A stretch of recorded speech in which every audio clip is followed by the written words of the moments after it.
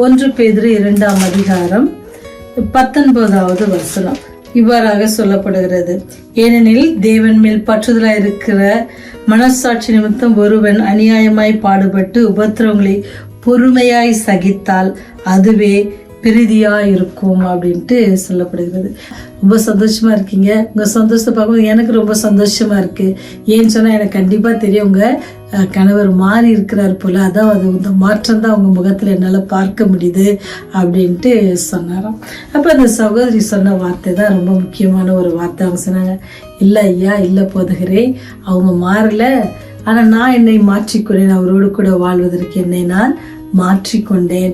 அவர் எப்படி விருப்பப்படுறாரோ அதே மாதிரி இருக்கும், அவருடைய காரியங்களை அக்செப்ட் பண்றதுக்கு நான் என்ன செஞ்சேன், மாற்றிக்கொண்டேன் அப்படின்ட்டு சொன்னாங்க.